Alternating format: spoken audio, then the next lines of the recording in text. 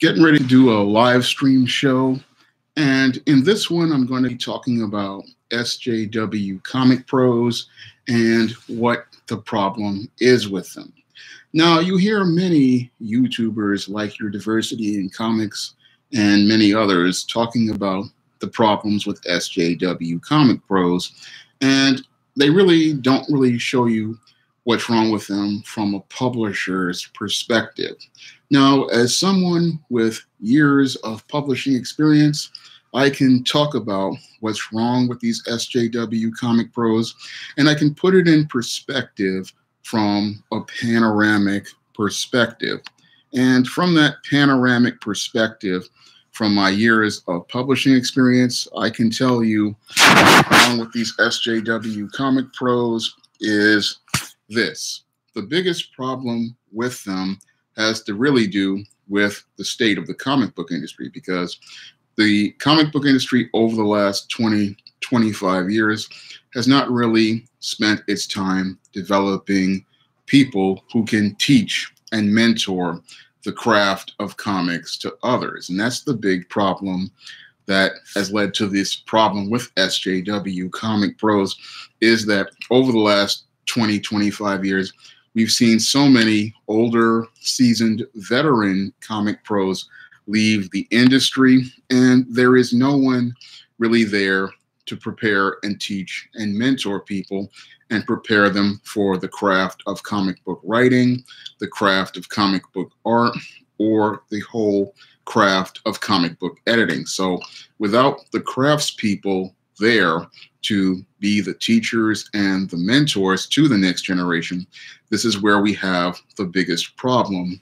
with the industry. And what's happened over the last 20 years is we've had all of these really inexperienced people coming in, and it's like the blind leading the blind, and they're all leading the industry into a ditch, because most of these people don't really understand the craft of comic storytelling or how to work in the comic book medium. And that's the way I see the start of the problem with many of these SJW comic book pros, is that they start on a foundation that was structurally damaged in the 1990s, when we saw a lot of people just on the editorial side leave, or they just retired, or they passed away. And these people, because they left, or they died, or they passed away, the whole foundation of the industry didn't have a structure to hold it up. So you have inexperienced people teaching inexperienced people, and none of them really understand the business of publishing. So people who understand the business of publishing, they can tell you things to do, and they can teach you things that a person who doesn't know about publishing doesn't. Now, when it comes down to a lot of these current modern day comic book pros and publishers, they came into the business in the 90s when it was a completely different marketplace. Now, back in the 80s and the early 90s, you had a completely different publishing industry, where you had people who were there, like you had your editors-in-chief, like your Jim Shooters, and you had people like in DC Comics, you had Jeanette Kahn, and she had an infrastructure of people who could mentor your inexperienced writers, your inexperienced artists. And a lot of these people, they wouldn't be put on major projects almost immediately. They would be given internships, and then they would be taught how to write in the house style, and then they would get some backup stories, or they would in the back of a major comic, and readers would get to know their work in the backup stories, or they would get a fill-in issue after getting the backup story. And over time, people would start to get to know this writer or this artist, and this is how they would gain their experience over time. And that person would come in, learn about the skill about the comic book business. They would learn the craft of comic book writing, because they would be working directly with an editor. They would be working directly with seasoned professionals, And those professionals would mentor those people so that they could learn the ins and outs and the basics of the craft. Unfortunately, as the 90s progressed and we started to see all of these smaller comic companies coming up, like your Image, which started to blow up and become popular, Valiant, and all these other companies, and even some of the smaller ones that were run by self-publishers, we started to see a lot of exodus of talent. So people were not getting that training, and a lot of these places, people were learning all sorts of mistakes in the craft of writing because there was nobody there to teach them, and that's what led to a lot of really bad comics coming out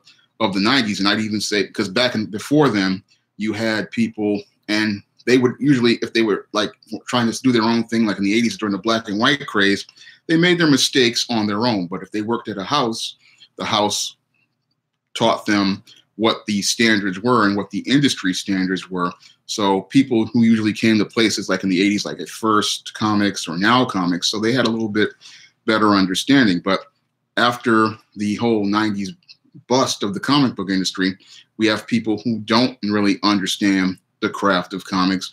And I'd have to say that we're starting to see the impact of that on the page, because when it comes down to writers and publishers, what happens is what we put on the page is a reflection of you.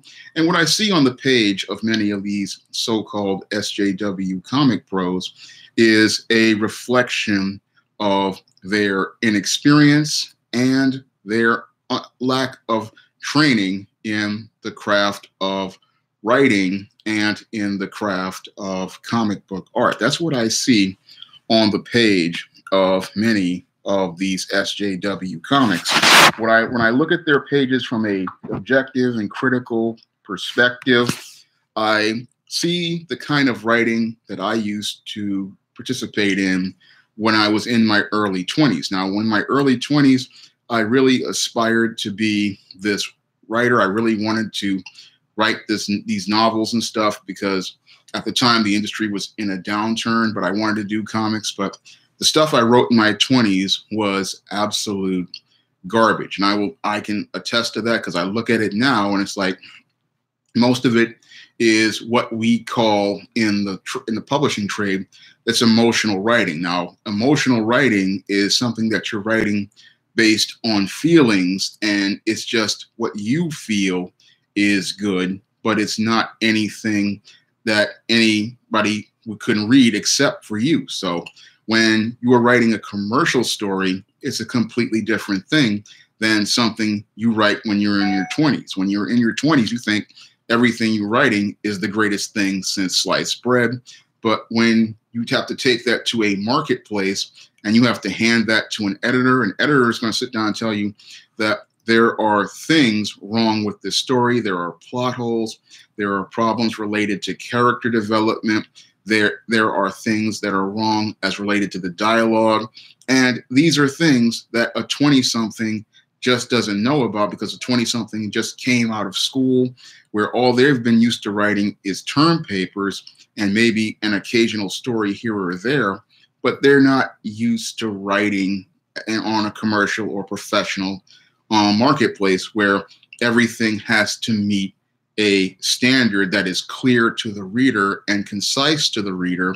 So that's something most people, they don't really understand, especially a lot of these SJWs. A lot of these SJWs, they're used to being in a vacuum, like writing something like a Tumblr blog, or they're used to writing in something like a message board space, but they're not used to writing in a commercial marketplace. When you're writing in a commercial marketplace, again, it's very different, because what a professional editor is looking for in a commercial piece is they are looking for a story that is entertaining. They're looking for a story that is compelling.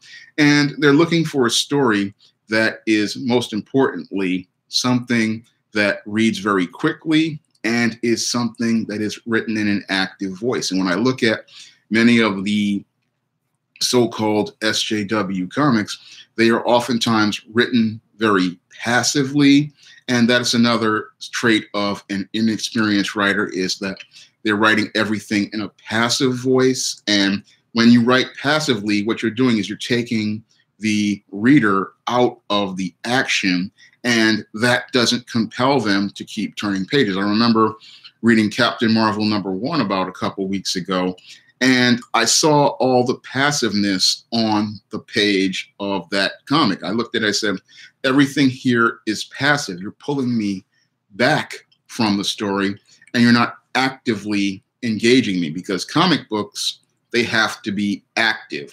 Moreover, when you're doing a comic, everything in a comic has to be big. It cannot be small. When I was looking at that page of Captain Marvel #1, which was, I believe it was by Kelly Thompson, and the artwork, I don't know who did the artwork, but it was a very passive page. The first page had 9 panels of Carol Danvers' various identities, and that was passive because it just did not bring us in to this character to let us know what she wanted and why should we care. And then we transitioned to this battle scene, and this scene, it just wasn't compelling because they made it so passive, because we have Captain Marvel, who is small in the picture, and if she's small in the picture, then we have no reason to really be compelled, because a superhero comic, you have to make the characters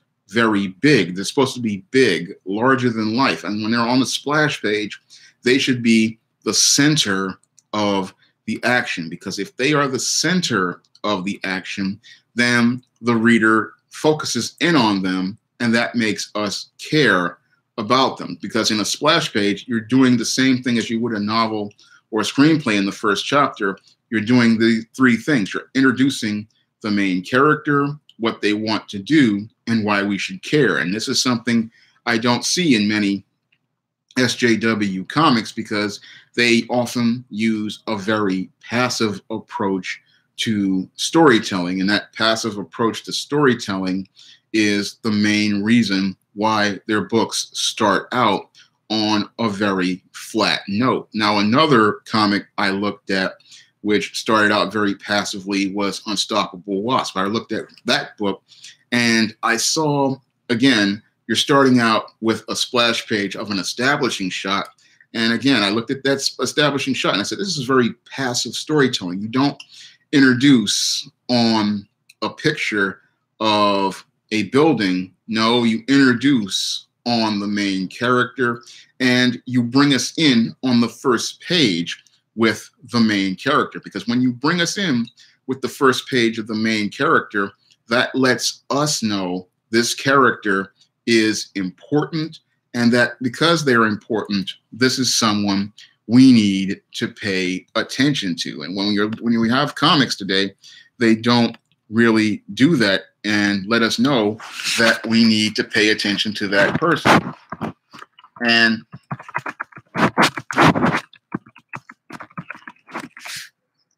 not letting us know that really not what it does is it turns people away from looking at that page. Because when you're in a comic book store, and I've been in comic book stores for many years, and even bookstores like Barnes & Noble, and I'm flipping through a comic, and if your pages don't really tell me a story within the first 3 pages, what I'm going to do is put your book back on the shelf and move on to other books. And this is something your SJW Comic Pro doesn't really understand, because they're coming from the place where they have been miseducated, one, and they don't really understand the craft of comic book storytelling. They don't understand that when you're in publishing, you have less than 3 pages to get that reader in. And if you don't get that reader in within the first 3 to, I say, about 5 pages into the story, then you have lost a sale. And this is the most other important thing that people don't understand about comics, is that you have to sell that story with what's on the page. It's a lot like what a chef does in a restaurant. When a chef is in a restaurant, he understands that the people are eating with their eyes, and with it being a visual medium, because food is a visual medium, what's on the plate has to be visually appealing. So you have to sell that food by making it visually appealing in addition to being flavorful and tasteful. And the same thing applies to a comic. A comic has to be visually appealing, and you have to tell that story within the first 3 to 5 pages. And if you don't do that, then you're going to lead to people just walking away from your comic. They're not going to buy that comic because they're going to look at it and say, within 3 to 5 pages, do I want to buy this? And especially with the prices being so high, people are going to look at it and say, I don't want to buy this because the art is bad or the story is just taking too long to set up. And when you have a comic, you cannot take a whole 10, 20 pages to set up a story. And I've seen that in many of these SJW comics, is that what they do is they take so long to set up that they've literally taken half the book to just get the story started. And if you're taking that long to get a story started, you have lost the sale. And this is another thing that they don't understand is, again, you are selling with these comics.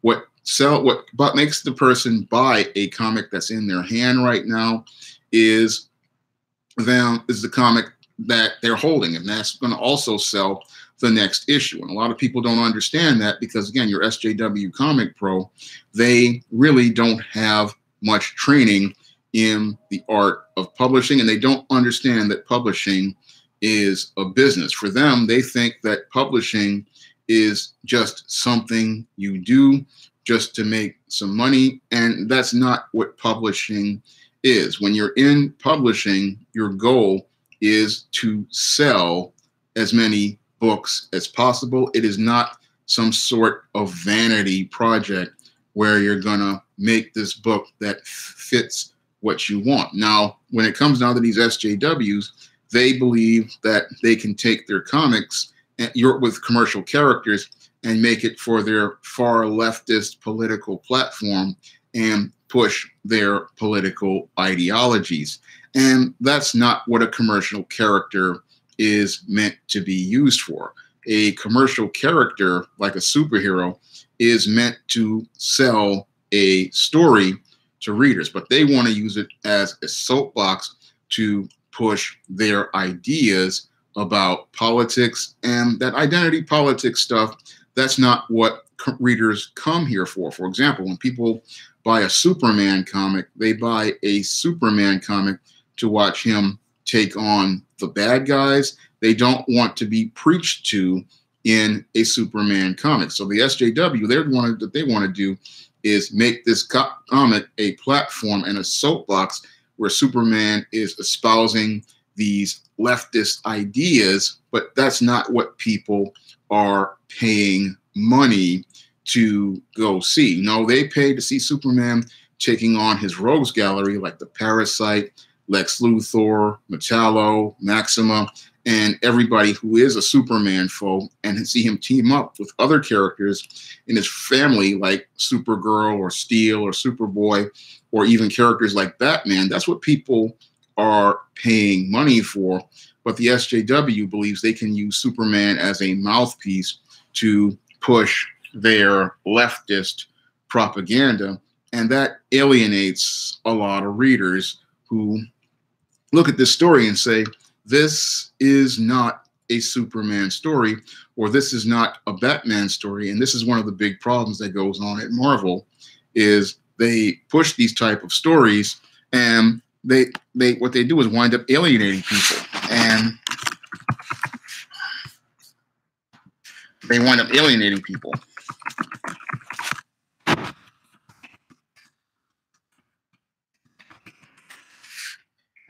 And the reasons why they alienate people is because they don't give you the story that you want, and they also they alienate you because they want to push this propaganda, and then what they want to do is tell you something you know isn't true. So that's the way they wind up alienating you, by going out here and doing these things, and that winds up making you turn away from their comics. And what's really sad about these SJW comics is that they are, again, extremely poorly written by people who just don't understand the craft of comic writing. They don't understand the craft of storytelling. And they don't a lot of them come from places like YA fiction and even Tumblr blogs. And these people, again, they don't have that experience in writing to understand how the medium works, because comic book writing is completely different than your novel or your screenplay. And your SJWs don't understand this. They think they can come in here and make a fast dollar at the expense of the comic book industry. But what they do is they wind up not making much money, and that winds up hurting the bottom line for many of these companies, because the companies, they think that they're going to go on forever because they're being subsidized by corporations like your Disney and your Warner Brothers. But many of the smaller companies, they're not subsidized, and a lot of them don't understand that they're possibly on the brink of collapsing, because when you have writers like this who don't really understand the craft of writing, what they do is they write bad stories. And again, bad stories, they don't sell the next issue, and they don't sell the back issues. And that's why many of the comic shops are suffering right now, is because the SJW comics that are produced, they literally create a bottleneck as related to sales, because as related to sales, you want to be able to have that book be so compelling that it winds up selling the next book, and it winds up having people running out to go buy the back issues that are out previously, because that's how comic shops make their profits. They make their profits primarily on those new issues, but they make more money on the back issues, because what makes the back issues valuable and collectible is the demand for them made by present storylines. And this is a connection that your SJW doesn't understand, because they are more caught up in their politics than trying to go out here and craft a solid story that gets people into things. And that, again, comes from the lack of training that these people get, and the lack of leadership and guidance that people get in these comic publishing houses like your Marvel and your DC and your Image, where, as I see it, the reason why people aren't being trained, because the editorial is just not leading anymore.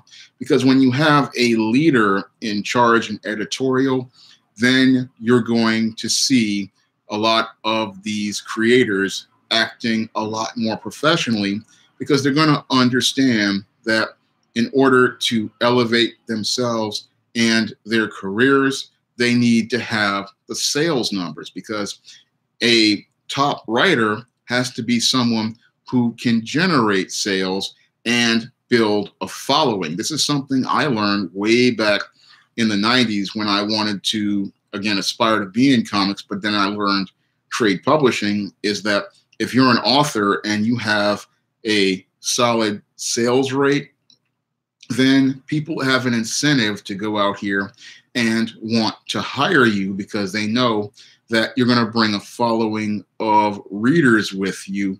And that following of readers, what they're going to do is they're going to want to anticipate your books based on your name alone, and they're going to want to buy your books, or in the case of others, they're going to want to pre-order those books, because the reason why they're going to want to pre-order those books is because they know that that writer is going to bring a certain quality of story, and they're going to bring a certain quality of product. That's what they're going to do with those books. They're going to come in wanting to bring that standard to people, and that's what they're going to do when they come in. So that's why you want to have those sales on the regular for your books. So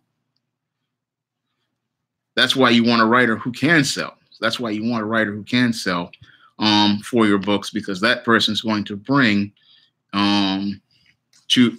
those numbers in. And I remember back in the day when they had West Coast Avengers, they wanted to bring John Byrne in because he was going to bring in the sales. He was going to bring in the sales numbers. And that's why they brought him in on the book. And that's why they brought him in to get the numbers up on the book. So one of these SJWs, what they do is they bring them in. They have no experience, but then what happens is they don't really sell that many books. So you don't want to bring that guy in like that, because it's not going to help you build your momentum. It's not going to help you build your following, and it's not going to help you go out here and get the numbers that you need to be able to become a profitable business. So you really want to get guys who can bring in those numbers and get and also bring that following, because it's the word of mouth that winds up getting you more sales. And that's something that they don't really understand, is that not only are you a creative person, you have to be a salesperson as well. And in comics, it's a business. And in a business, you want to generate sales. But the SJW, what they want to do is they want to use comics as propaganda.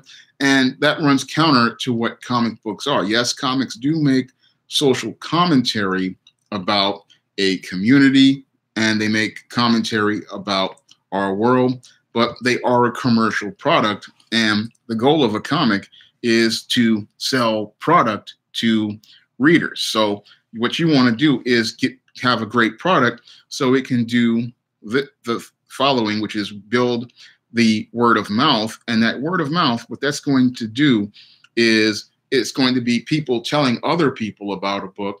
And then that leads to people going out to try the book and buy the book on the regular. And that's what you really want, because that's how you, again, build your sales numbers up so that you can go into the high 5 and 6 figures.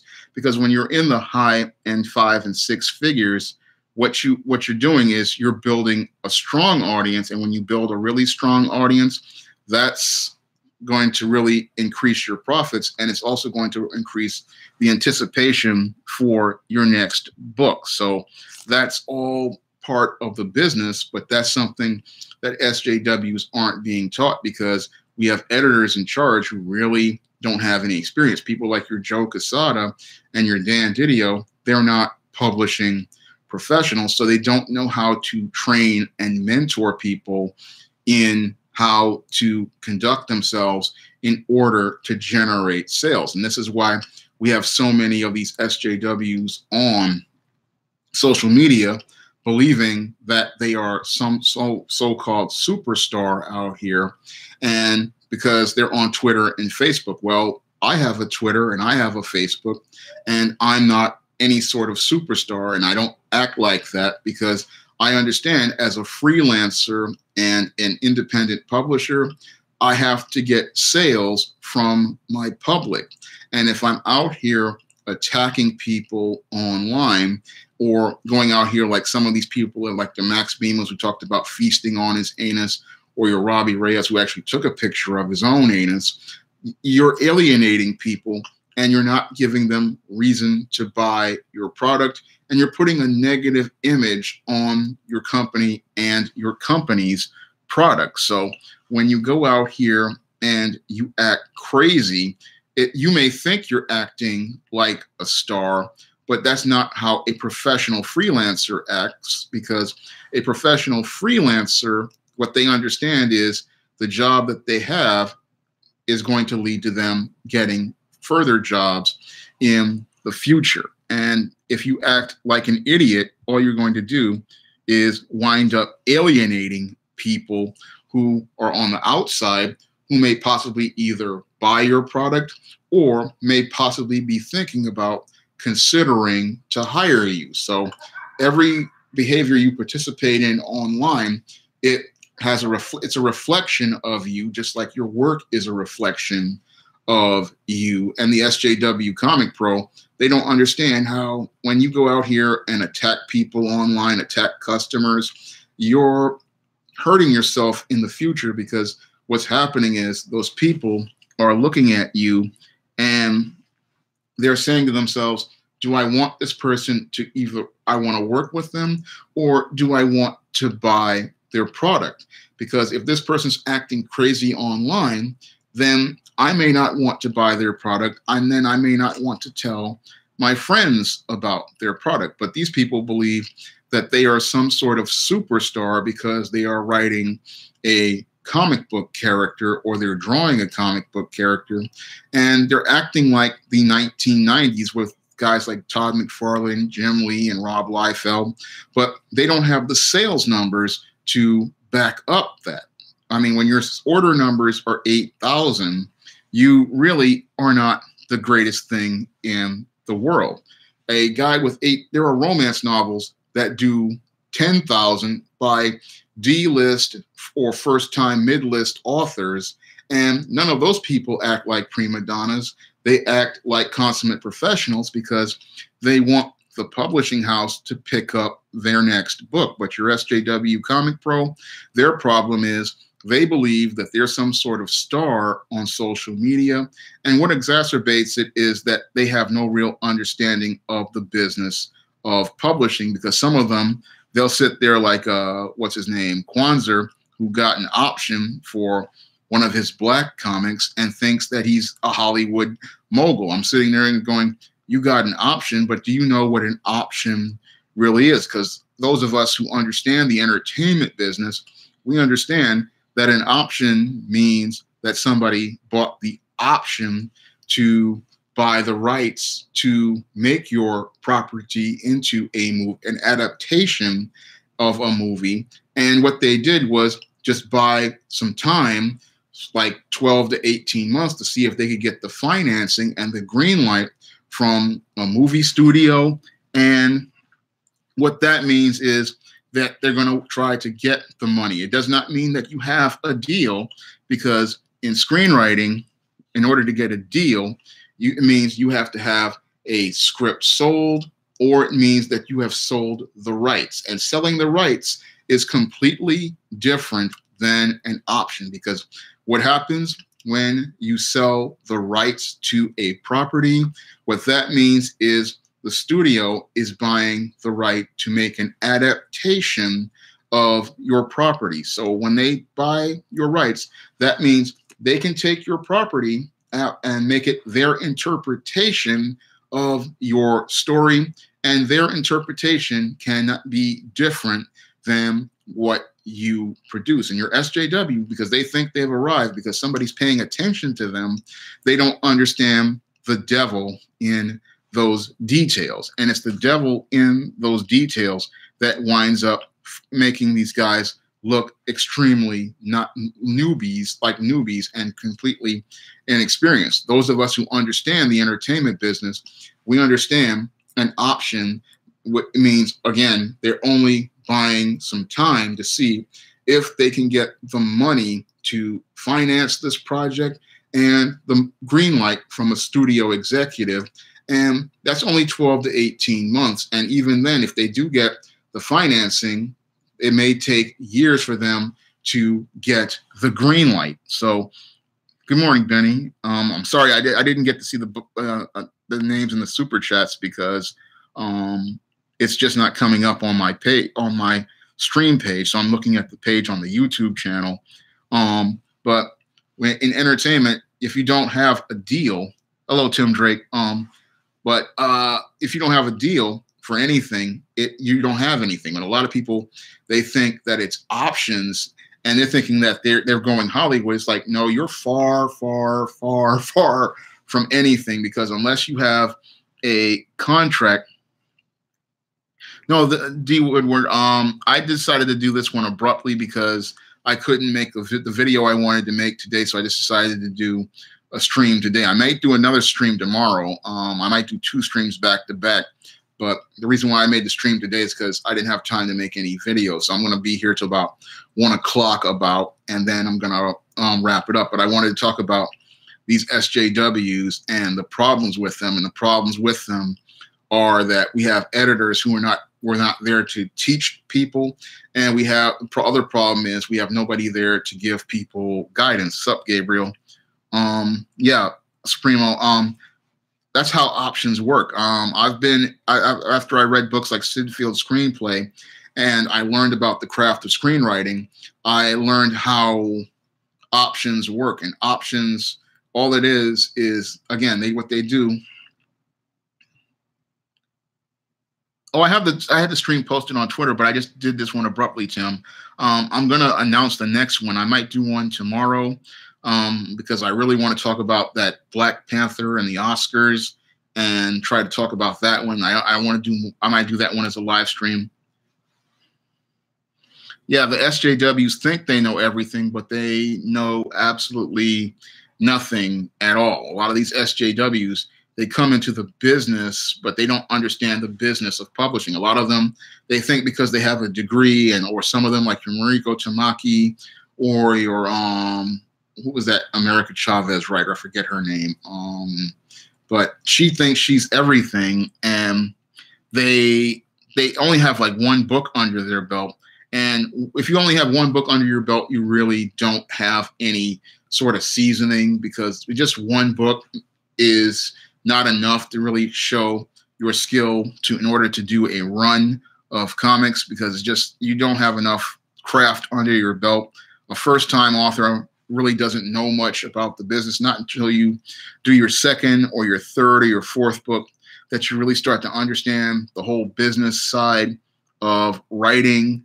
And the business side of writing is completely different than your writer who just came into it's a completely different thing. So a lot of these writers, they're coming in, they've only got maybe one book, or they've got one blog or something like that, but they don't understand that you're working with a commercial property. And when you're working on a commercial property, there are certain standards that have to be upheld, and those standards have to be maintained if you want to maintain your audience. So with the SJW, they don't really understand these things. They don't understand that, you just can't write whatever you want. There's a certain story that customers want in their product. They want to push their ideas and their ideals, but that's not something that the customer wants in a commercial product. Yeah, I remember about Supremo, about Gail Simone getting discovered because of women in refrigerators, but she's managed to do a little bit in the beginning, but she has fallen off really bad in terms of craft. And all of her books these days they're just victimology, and they're just not really put together very well in terms of story and character development. And she rode that platform of women in refrigerators to a certain point. But now when it's time for her to take that next level to her craft, this is where she's starting to stall out. And this is something I know from experience, because you can come in with a gimmick, but in order to stay in the business of writing, you have to maintain your craft. And a lot of these SJWs, they don't want to take the time to develop their craft. And one of the things that leads to them not being able to develop their craft is that people just put them in echo chambers and they emotionally validate them. And in the writing business, you cannot be emotionally validated. And in the writing business, you have to have a very thick skin in order to survive in the writing business. And you have to be able to take criticism. And your SJWs, they can't take any sort of criticism. And that's why I believe a lot of them, they're really in the wrong business, because if you can't take criticism, you're not going to survive in this business. In the writing business, it is a brutal business, and even the best writers, they get roasted by their editors, or they get roasted by their audience. But it's preferably better to get roasted by an editor in the office to tell you that this idea is stupid, this concept is very stupid, and this concept doesn't work, rather than have an audience go out here and roast your project that they spent money in and possibly do damage to that product or that brand, the same way your Ryan Johnson did damage to the Star Wars brand. And when it comes down to guys like that, they are emotional because they're just not used to what seasoned writers are used to. Seasoned writers, they're used to getting constructive criticism from people out here, and they're used to getting attacked by people. So they are used to getting that type of criticism, and they're used to people, castigating their work, deriding their work. That's all part of being a writer. That's something I've had to deal with for over 20 years. I mean, if these people had to take 1-star reviews, like one of my books, Why 70% of Black Women Are Single, recently got a 1-star review from someone, these people would lose their minds. But a seasoned professional, they're going to just shrug that off and say that's just somebody's opinion of their work. And if they get several opinions like that, they'll take a minute and say, look, let me pull back and take a look at this and see what they're seeing is wrong, because the audience is rarely ever wrong. If they're presenting you with an opinion and several people are saying the exact same thing, there's something wrong. Yeah, Benny G, it's just like Ta-Nehisi Coates on Black Panther and Captain America. It's like you can't tell this guy anything, or many of these SJWs, and that really hinders their growth as a writer. So yeah, Randy Lovelace, it's that little attention that goes to their head, and it has them believing that they are celebrities because they are writing a comic and they are on social media, but you're not a celebrity. You're just a dude who is doing a job for a company. And that's the way a seasoned freelancer is going to see it. They're going to see it as a job that they're doing, and they want to make sure that they're doing that job because they want to be able to get more jobs in the future. Because when you go out here and you're a professional writer, you have you're again, the book that you've produced, the most recent one, is going to get you your next job. For example, my most recent books are The Man Crisis, The ISIS All That Glitters, and Esteem Goddess Of. So I have to make sure that those books are great. Yeah, Devon, that's a Marvel Legends Phoenix. That's from the X-Men line that's behind me. And there's all Marvel Legends behind me. So I can take a minute to move aside and show you. I'm sorry. But those are all my Marvel Legends in the background. And there are DC figures on the second shelf. So those are all my Marvel Legends on the top shelf. Recently mounted up the new the old ISIS commissions by Terry Beatty, ISIS and Esteem, were finally mounted to the wall. That was what I originally planned.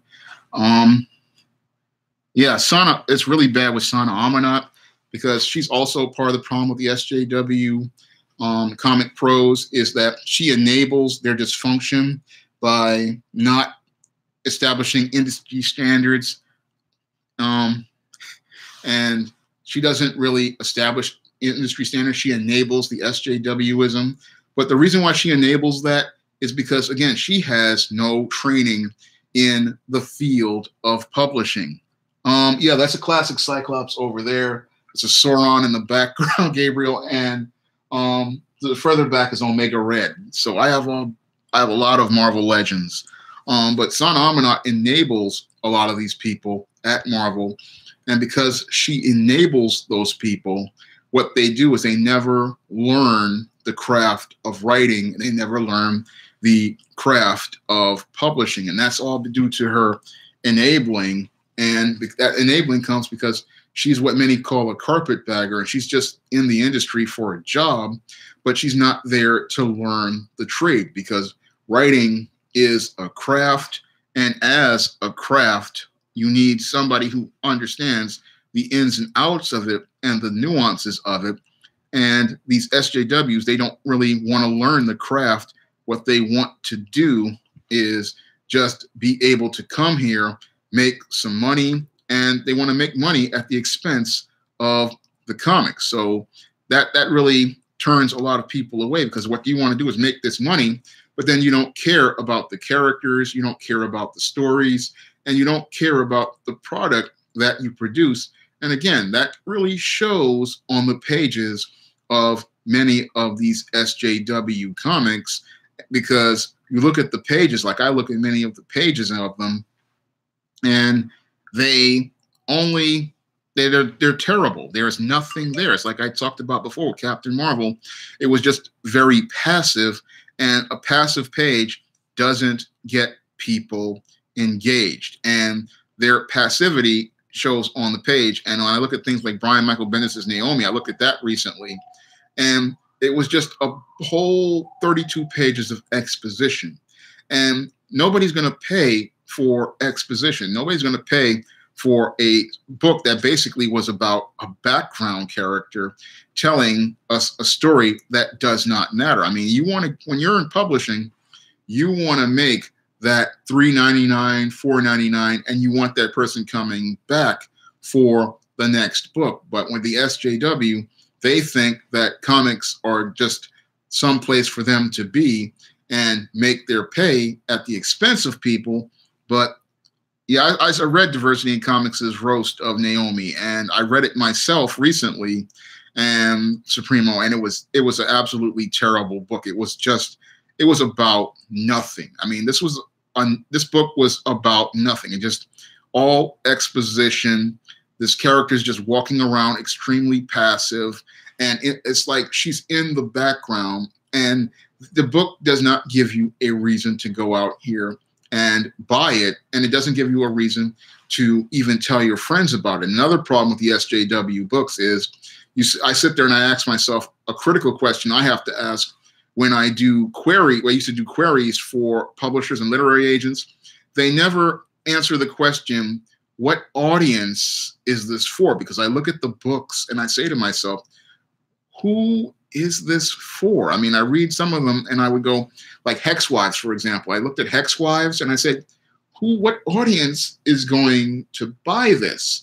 And what audience would actually be interested in this book? And I said the same thing about Border Town, which I looked at it and I said, who would want to buy this book? Because it just makes no sense. It has no point whatsoever. I mean, when I do stories, like for example, I did a book called The Cassandra Cookbook. There was a romance I queried to literary agents and publishers.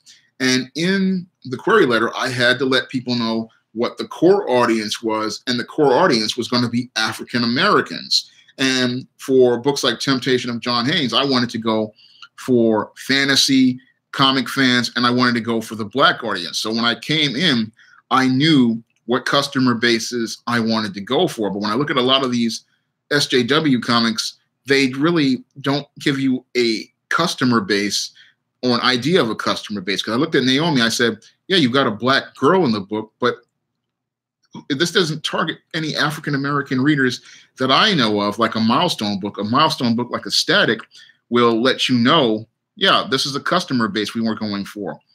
And I look at that and I said, these books don't really sell to anyone. I'm reading over the thing. Yeah, Supremo, SJW writers, they want to sell storyboards, and that's another mistake that they make.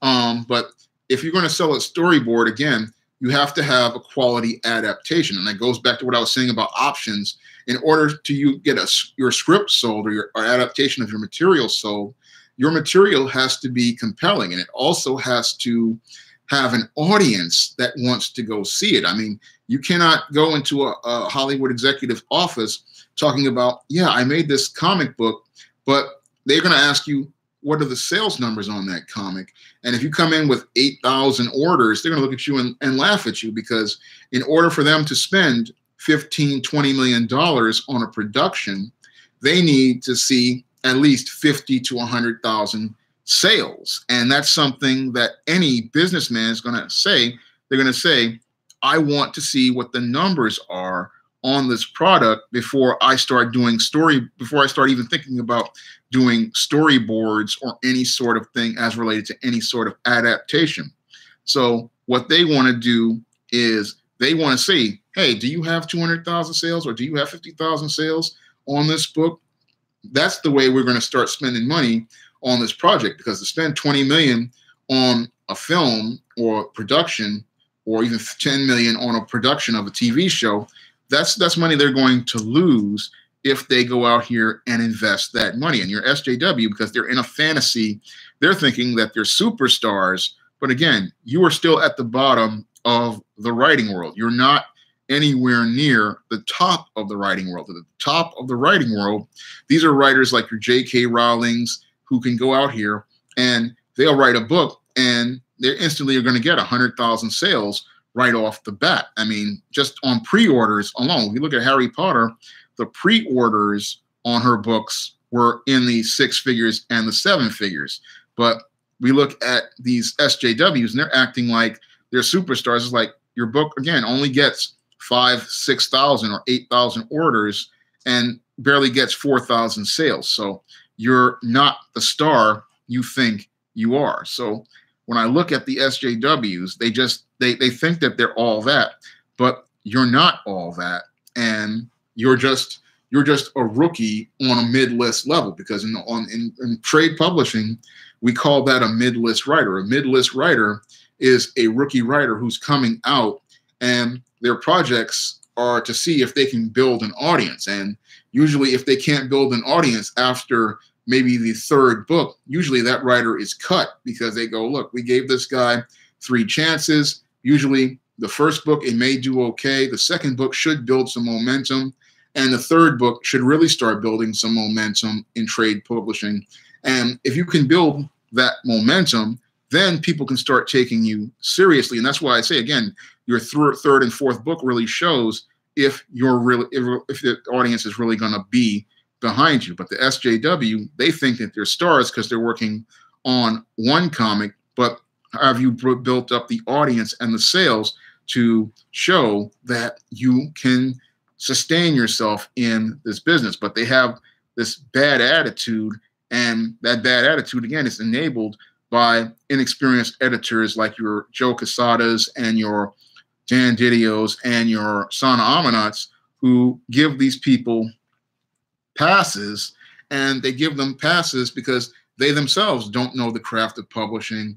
They don't know the business of publishing, and they can't really teach the business of publishing and help these writers navigate their careers. And because they don't know how to navigate their careers, that's why their books wind up falling apart around the 6th, 7th issue, and they wind up losing sales because in addition to writing a very terrible comic book, what they do is they get online and they start attacking people, and they attack people. And when you attack people, what that does is it alienates your people who were buying your book, 1, and 2, it alienates many of the casual readers who are on the outside. And those casual readers, that's a big audience you don't want to alienate with unprofessional behavior. When you have your casual readers on the outside, these are people who don't know you, don't know anything about you, don't know anything about your stories. And those people are possible customers who could be money in the bank, because this is a new reader who is going to possibly spread the word of mouth or may buy many of your new products. And this is how I built the SJS Direct imprint, was primarily through casual readers who would read my books for free on Smashwords and would read my books for free on Kindle.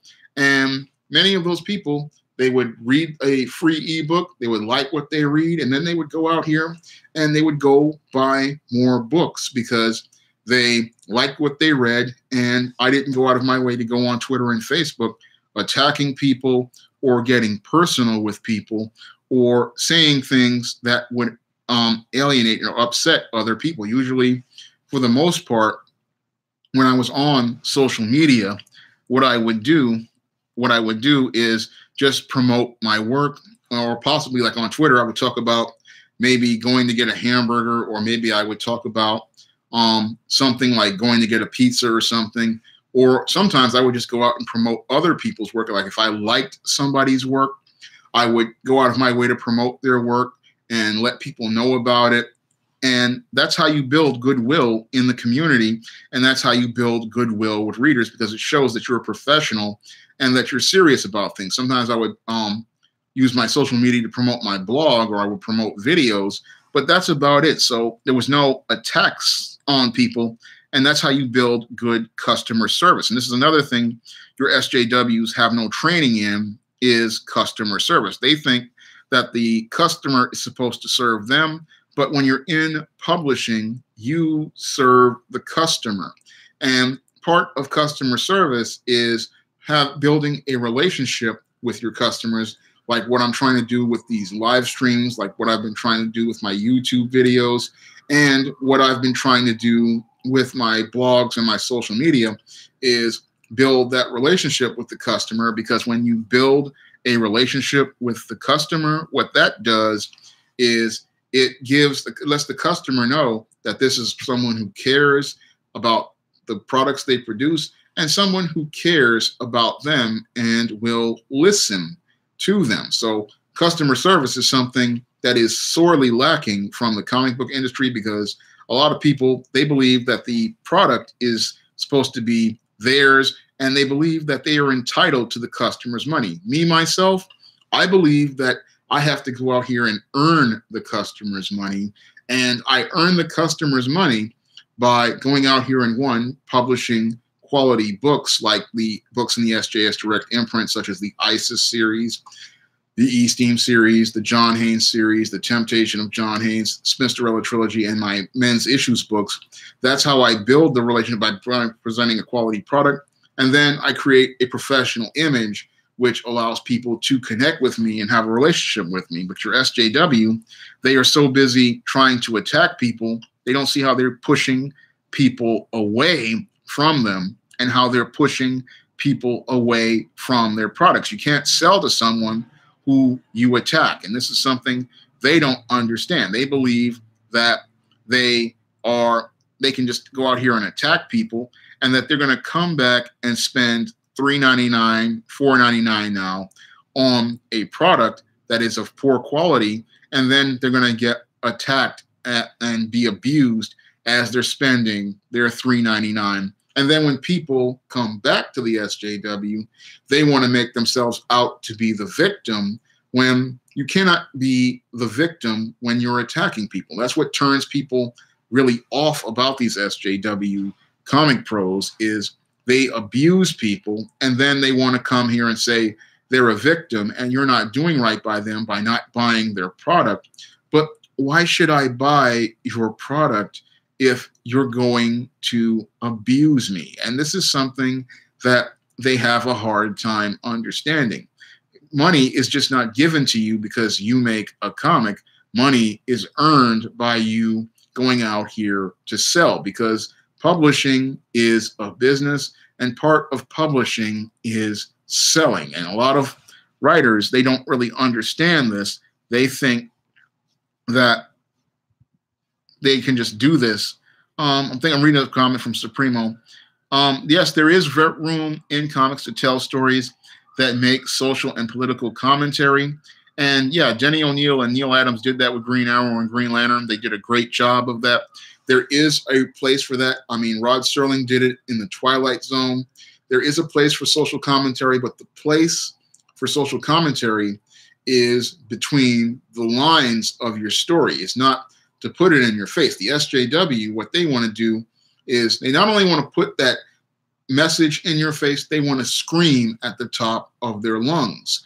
And if you're screaming at people, it makes them defensive. So if you make people defensive, they're not going to buy your product because you're screaming at them and attacking them.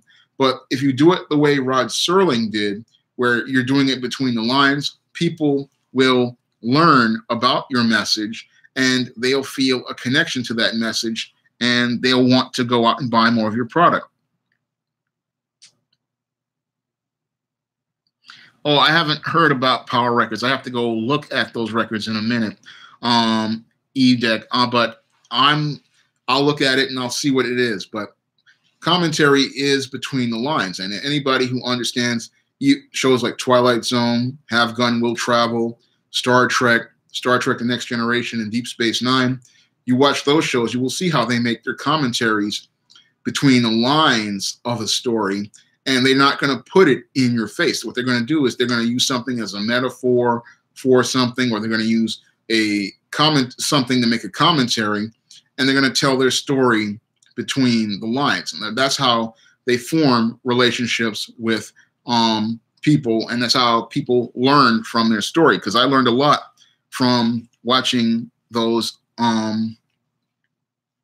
old shows. Like I remember watching A Have Gun Will Travel that really, while it was a Western, it really made a powerful commentary about today. And I remember several Star Treks that made commentaries about things going on today. And that's something that people want to see. That yes, you can make your commentary, but you cannot get in people's faces and scream at them. And the SJW, they believe that they can scream at you, not understanding that, again, screaming makes people defensive. Having hostile body language makes people defensive. And that turns people away. And the way they attack people on Twitter just for having differences of opinion. I was watching the Ethan Van Sciver video last night where he talked about this young woman who came on and said she liked comics and then made a commentary and how they ganged up on her.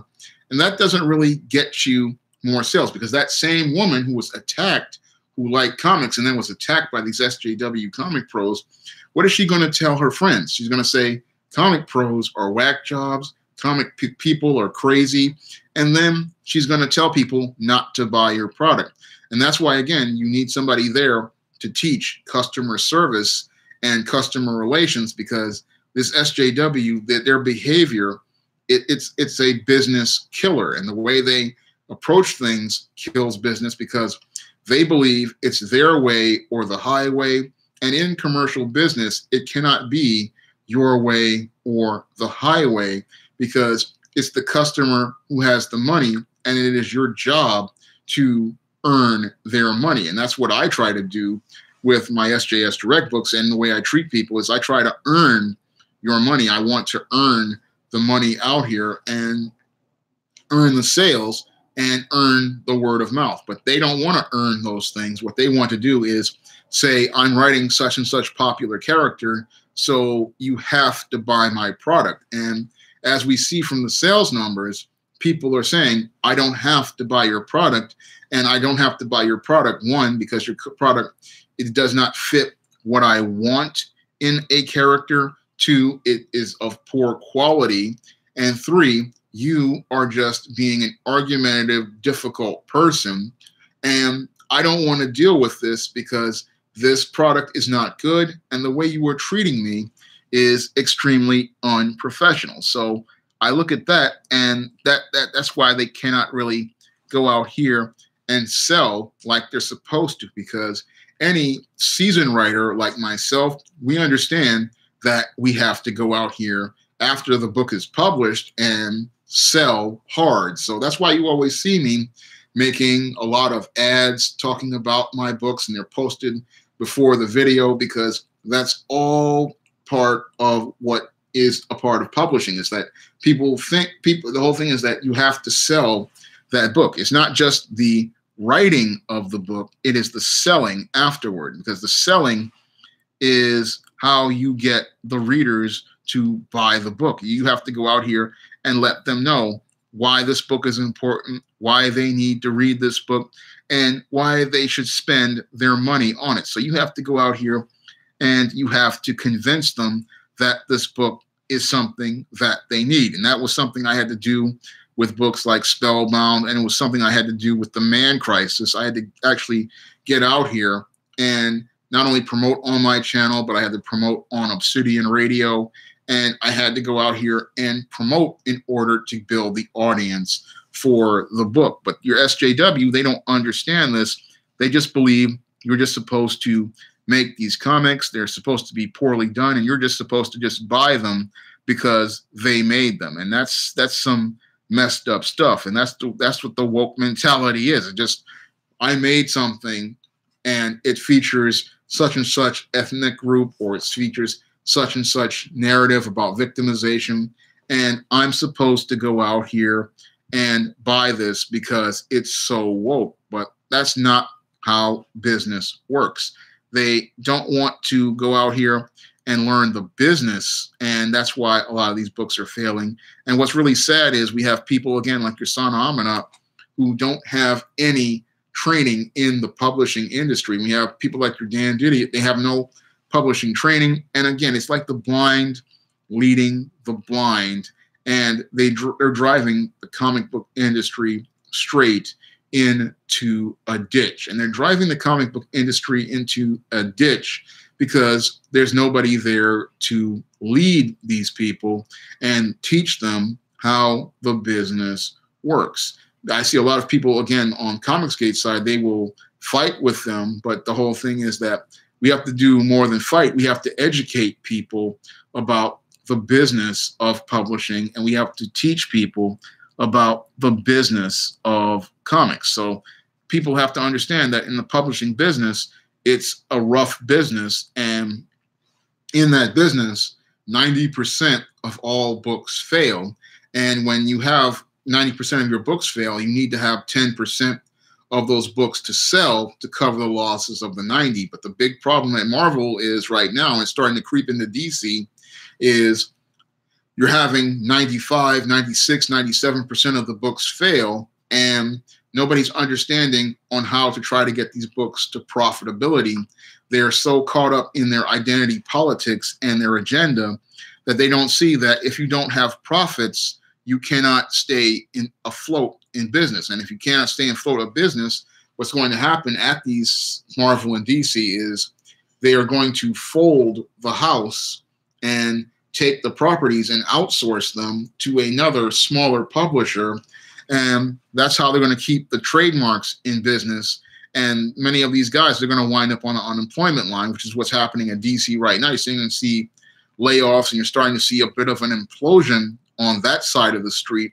And at Marvel, you might see a major complete collapse of the whole house, because if the books aren't selling, if the books aren't getting the numbers in terms of actual sales, then what's going to happen is you're going to wind up going out of business. Because when it comes down to the house can sell the books to the shops, but if the shops can't sell the books to the readers, then you can't stay in business. And this is something your Dan Didiots, your Sana Amanats, and many of the people at the top, your CB Cebulskis, they don't really understand about the business of publishing. They don't understand that if you cannot sell the books to the readers, then the shop can't stay in business, and then you have no place to sell the books. And with Barnes & Noble teetering, you really don't have that many places to go outside of Amazon. And Amazon, I think, is going to get to the point where they're going to say, yes, we have a lot of print-on-demand authors, but at least they can sell. This stuff,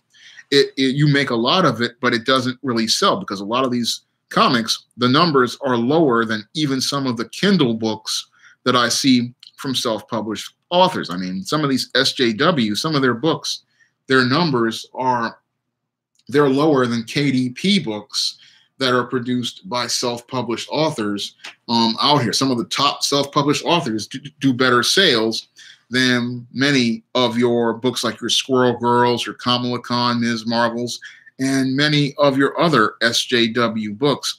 And the quality on some of those self-published indie books are actually better than the books coming out of your SJW comic book houses like Marvel and DC right now. I mean, to say that this person like myself, who's running SJS Direct out of a bedroom on a shoestring budget, can go out here and produce a book with minimal errors versus a book produced by Marvel Comics, which has over $1 billion in resources and has multiple editors like your Tom Brevoorts working there and many others working there like Alana Smith, and the book is the same quality as a self-published book. That's really embarrassing when you think about it critically. And they don't really see how bad that looks when you have a $1 billion publishing house that produces books that are of poorer quality than a self-published independent book. And yeah, I'm looking at Supremo. He made a statement. He said, yeah, he made a brilliant statement. Yeah, many of these SJWs, they treat the comic book industry like a social club than a business. And that's really a real big problem with these guys. And Diversity in Comics, he talked about that. They want to turn comics into a social club. But as someone who has been on the side of, has been in real publishing, I can tell you that you cannot survive with that type of mentality, because part of you making these books is not just about you making a book for yourself with somebody else's resources. If you have Marvel's properties and Marvel's resources, Marvel wants to make a profit on those properties. They don't want to sit there and just make a vanity book. If you want to make a vanity book, then you have to spend your own money on it. And I have spent my money on publishing my own books. And I can tell you, it costs a lot of money to publish a book. It costs money for things like cover art. It costs money to do page layouts. It takes time to do all that work. And those books, they're not cheap. So you're spending money. And if that money isn't spent to make money, that's money you're going to lose. So you cannot turn comics, into a social club, because eventually what you're going to do is run out of money. Even the crowdfunders, they understand this, because that's why they want to produce a great comic, because they know that when you crowdfund a book, like when I want to do with the ISIS graphic novel and Indiegogo, you want to have a great product so that the customer comes back. Now, a lot of these guys, they want to turn comics into what we used to call in the old days of trade publishing, vanity publishing, where you just go and you make your own book, and then they want to make it, but they want to make it with somebody else's money. But a vanity book, when you make it and you spend money on it, you're going to lose money on that, because you're going to have a house full of books. You're going to have boxes of books, and they're going to be sitting in your house, and they're just wasting. That's just a waste of money. So they don't really understand these things. It is not hard to fire someone, Supremo, if you hang out with them after work, because what happens is, if you date people and you hang out with people at work, you set yourself up for what I talked about in Stop Simping in the Workplace, a sexual harassment lawsuit. And a lot of these guys, they don't understand that by blurring those boundaries at work, what you're going to do is set yourself up. If you're dating women at work, what those women are going to do is they're going to use that as leverage to either try to not get themselves fired, or they're going to file a lawsuit against you later on, because what a lot of them do is they file a sexual harassment lawsuit against you, and then they use that to sue the company to get a cash settlement out of them. So a lot of these SJWs, again, they're young, they're inexperienced, they don't really know the world of business. And because they don't know the world of business, what they do is they go out here dating people at work. Now, any smart businessman, they're not going to date people at work, because they know about this Me Too era, and they also know that even before the Me Too era, this is the fastest way to torpedo your career. Because if you're out here, you're dating people at work, you're setting yourself up for a really bad fall, because you're putting yourself in a situation where you're going to have a he said, she said situation. And with most workplaces being gynocentric, and many workplaces not wanting to wind up losing in a big lawsuit, what they're going to do is they're going to side with that woman, and then that's the end of your career. So when I look at a lot of these guys who are calling themselves dating at work, they don't see where they're going, and where they're going is not a good place. And I talked about that in my ebook and my paperback, Stop Simping in the Workplace. So in addition to being really terrible workers, a lot of these SJWs, they seem to be workplace simps. And if you're a workplace simp, you are on your way out of the door when one of these women makes an allegation against you. And yeah, it is a big conflict of interest when you're dating a supervisor, but what it does is it really winds up setting you up for a big fall. And I don't know about Sinestro, Devon. I haven't read about him since Green Lantern 50 in about 1993. That was the last book I read with him in it. So I don't know. I don't know about Sinestro too well, but I do know about the workplace. And if you're dating people at work, that's a boundary that is dangerous. And if you do it and you don't know what you're doing, these same women who you are dating can take that and flip it on you and turn it into a sexual harassment lawsuit. But your SJWs, again, they do this stuff because a lot of them are young. They're in their 20s. They're inexperienced. They don't know much about the world, and they don't know much about the business world. And they also don't know much, and it shows on the pages of a lot of their comics. I remember watching a video, I think by the Fourth Age, and he was talking about Mariko Tamaki, and it was one of those videos that annoyed me because when I read it, when I listened to what he was saying, that annoyed me was this woman was sitting there saying that she was writing about stuff and she didn't take the time to even do any research on it. And the same thing with G. Willow Wilson. She said she's writing about stuff that she did no research on. Now, any seasoned trade publisher and any editor in a trade publishing environment, if a writer comes to them and says, I want to write about something, and the first question they're going to ask is, what do you know about the subject? And after the person tells them, I don't know anything, what that person is going to, the editor is going to do is say, you can't write about this because I need you to go out here and do the research on it. Hi, Taval Darcis. But that editor is going to talk to you and he's going to say, look, you don't know anything about this subject, so how can you write about this? And they're not going to let you write about this. They're not going to green light it because they're going to say to them, they're going to say, look, if this person writes something and it's bad, what it's going to do is it's going to make our book look bad. It's going to make our company look bad. And it's going to make us look like we're incompetent. So we're not going to let you write this story or write this article with our name on it. We're not going to let you do that. But over at Marvel and SJW Publishers, they give people a pass on this, and that's why a lot of the books are bad. But a good seasoned editor, they're going to ask you, what do you know about this, before they even give you the green light to go write this. And even an independent writer like myself, I'm not going to write about something I don't know about because it's going to make me look like a complete idiot, and it's going to lead to me not being able to generate sales on that project.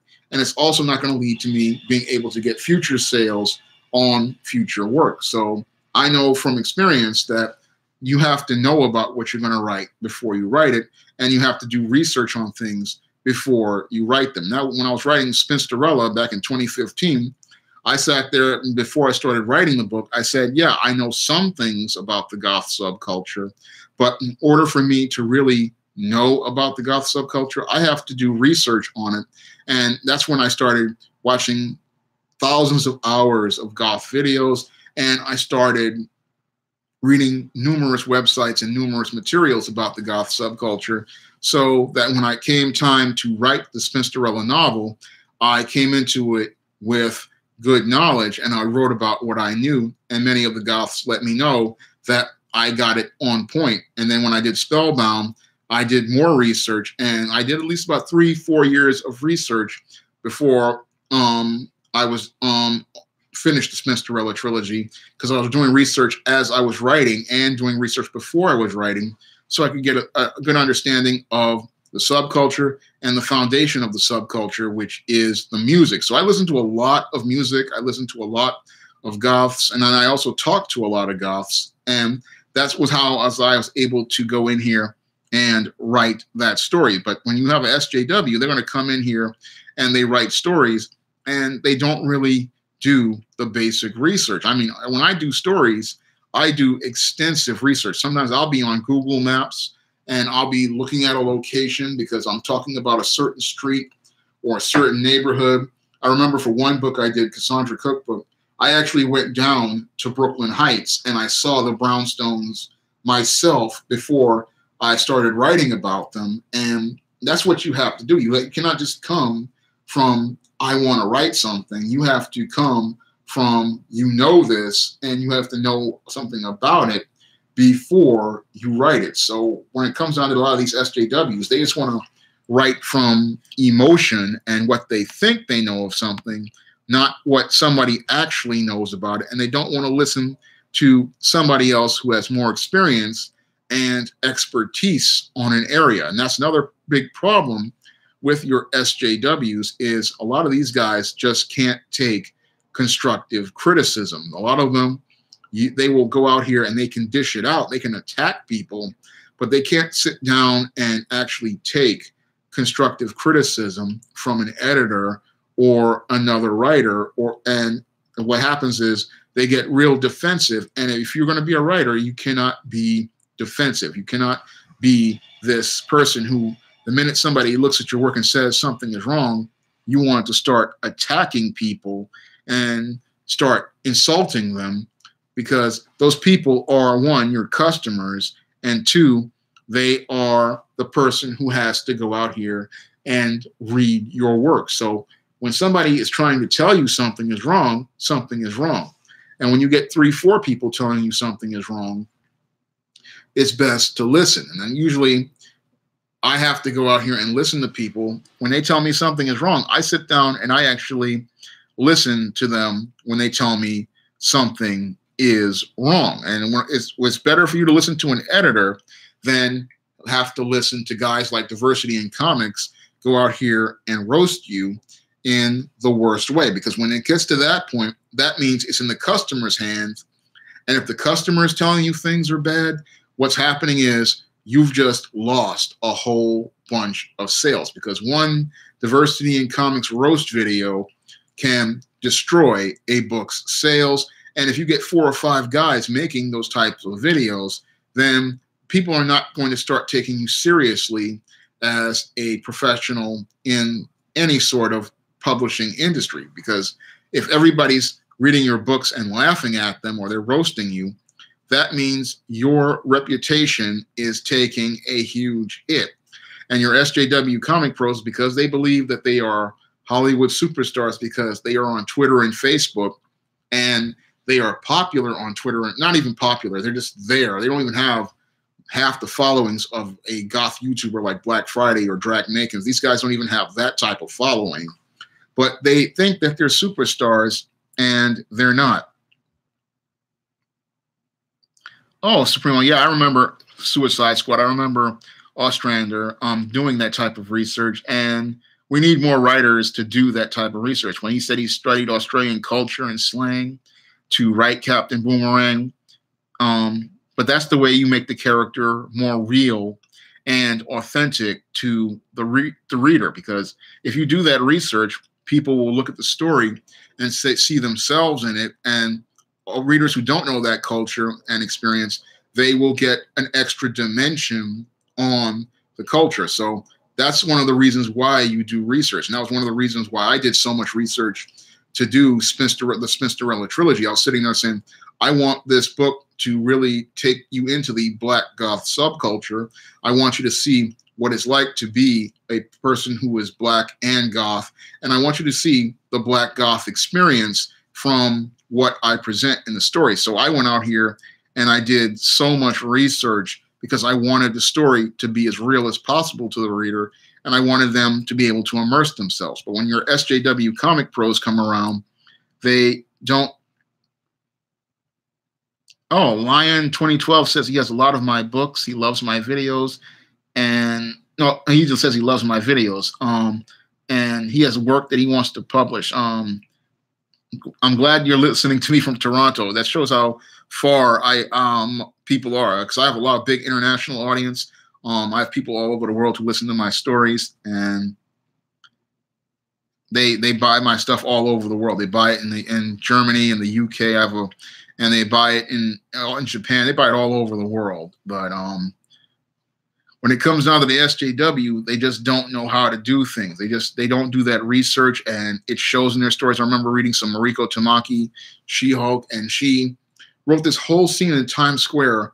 And I'm sitting there going, I live in New York. I live in Times Square. And I looked at the scene that she wrote, and it was nothing like the Times Square that I knew of, and I had just recently gone down to about a couple of years ago when I was writing Eastine Little Girl Lost. Now, when I was writing Eastine Little Girl Lost and I was writing about Times Square, I wrote from actually being on the street in Times Square. I actually was walking down the street when I saw the performers in the costumes. I was there when I saw the topless women. I was there walking down Times Square, seeing the theaters, seeing the stores. So I knew that area because I walked down there. And because I walked down there, I could write about it in graphic detail and give you an understanding of it. I had to use that same experience in Times Square to also write the scenes between the battle of John Haynes and God Cassius in Man Who Rules the World. So I had to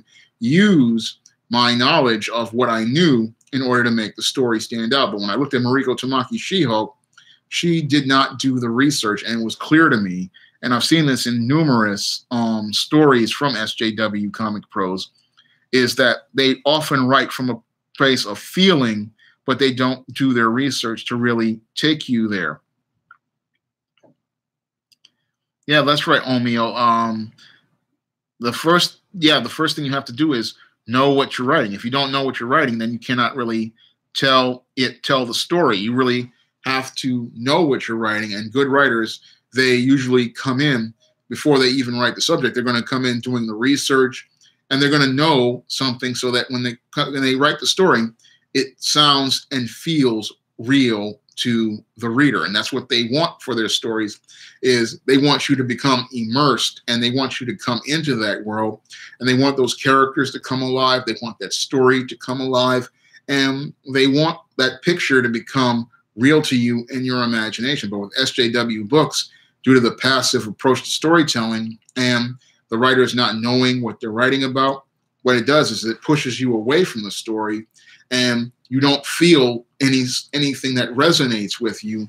And because you don't feel like it resonates with you, all it does is it turns you away from the story, and it makes you start poking holes in the story that is presented to you. So that's why you see guys like Diversity in Comics and Ethan roasting many of these SJWs and moderating these SJW books, is because what they do is these writers just don't have the talent to go out here and tell a great story. A lot of them, they don't understand the things that they need for a great story. A lot of them, yes, they have degrees in things like gender studies, or they have degrees in stuff like women's studies, but they don't really have an understanding of what the foundations of storytelling is. They don't understand things like structure and form. They don't understand things as related to character development. They don't understand things as related to plotting. And they don't understand things as related to story models and story paradigms. They haven't done the reading that they need to do, because in order to write, you have to do a lot of reading. They haven't done really a lot of historical research on the character, like your Brian Michael Bendis. That's the thing that really annoys me about him, is that he has no respect for a character's history. He has no respect for continuity. So he just writes whatever he feels like writing. And he believes that he can just write what he wants, and that's going to be canon. And that's not something a good writer does. A good writer, what they're going to do is they're going to go out here and they're going to read that character's history, so that when they do their run, it can fit organically into the other writers' runs. And that's something that I wanted to do when I wanted to write comics, is I wanted to know these characters' histories like the back of my hand. So I would always be like reading. I remember being in my late teens, early 20s, I would read everything Marvel and DC and Archie, so that if I ever were to ever find one of those jobs, writing comics, that I could come right in and just pick up where the next writer left off. Because writing comics is like a marathon. It's like not even a marathon. It's like those baton races you see on the Olympics.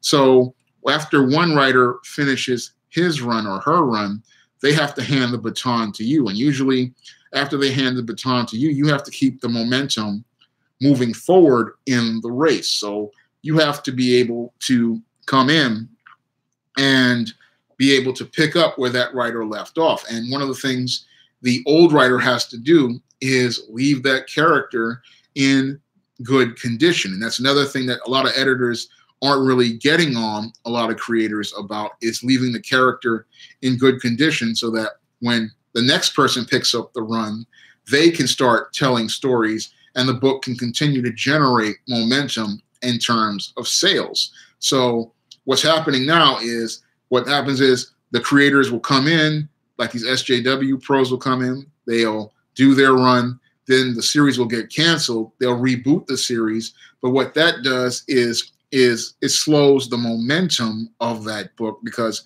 if you have the numbering still going on and it's like a baton race, one writer will leave, another writer will come on, and the book, people will still buy the book because they're buying it based on the serialization of the numbers. and the stories. And if the new creator comes in and they're good, you can keep the momentum moving forward. But because most of your comic pros over the last 20 years have grown up on this vicious cycle of reboots, what has been happening is a lot of these books lose their momentum. And then because it's a new #1 issue, people use that as a jump-off point to stop buying the books. And then because you have these SJW comic pros coming in, that winds up alienating more readers, and they wind up walking away from the book. And I'm reading the Yellow Great Wall. It is like a legacy. You have to earn to continue the journey. And yeah, it's also like a baton race, because you have to keep it moving. You have to keep the momentum going, because one writer's work affects another. And that's why you have to leave the character in good condition, because when you leave the character in good condition, that means the next writer can come in and doesn't have to deal with things like trying to clean up all the bad stuff that the other writer left. So if a writer mutilates a character, cripples a character, beats a character up, kills members of their supporting cast, that means a new writer has to come in and they have to clean up that mess. And that takes maybe 6, 7 issues. And what that does is it slows down the book's momentum. Like, for example, with the thing with Civil War II, and then what Brian Michael Bendis did to Iron Man, was it destroyed Iron Man's momentum. I mean, Iron Man, when they killed James Rhodes in Civil War II, and then we had Tony Stark get it beaten up in Civil War II, it destroyed that book's momentum. I mean, it just totally destroyed the book's momentum. And then Riri came along, and then we had to have Dan Slott come in, and he had to spend months cleaning up that mess. And it's a problem when you have to clean up a mess, because that new writer can't come in and just start writing stories with this character and start telling their tales. They have to come in and fix the work so they can go out here and then start doing their work afterwards. And what happens is 6 issues in, after he finishes cleaning up, then he's got to start his run, and you've lost the sales. You've lost the customer. And the customer heard you were coming in on issue such and such, but what happens is they read issue such and such, and it's all exposition, or it's all him trying to undo what the other writer did, and that makes them drop the book. And this is where the editorial is the big problem, is that they don't really understand how you're killing your own momentum and how it kills your sales. And when you have inexperienced people like your SJW comic pros, they come in and they want to push their agendas in the first issue, and that just destroys the book's momentum from the first issue, the book you desperately need to get those big sales. If I'm reading the first book and it might have good sales in the beginning, but you give me no reason to buy the second one, and then you have this reboot that invalidates all the books before. So it's hard to sell these books to the customers, and it's all stuff that they're doing because there aren't many seasoned publishing professionals in the industry anymore to give, again, that teaching, that leadership, and that guidance to people so they can understand how the business works.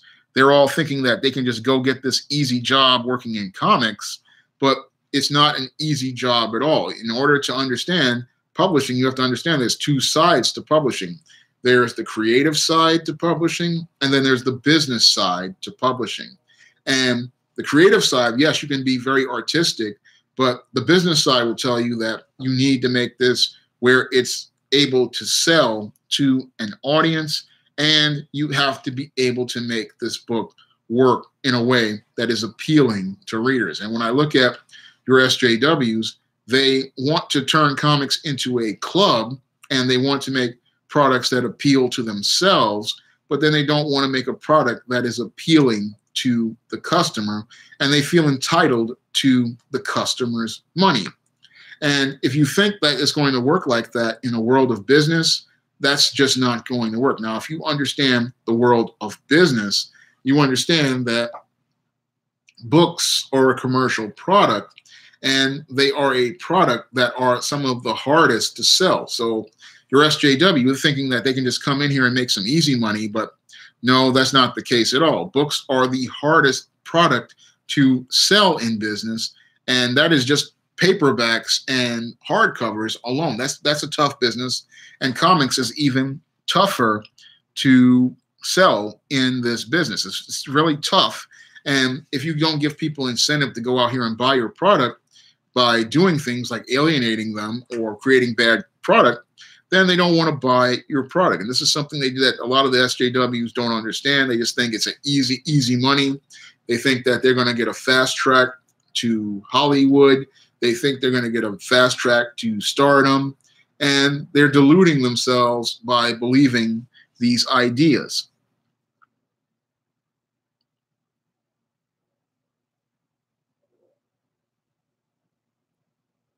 I'm reading about Supremo. He made a great statement about Grant Morrison, too, who took over for Paul Kuppenberg on Doom Patrol.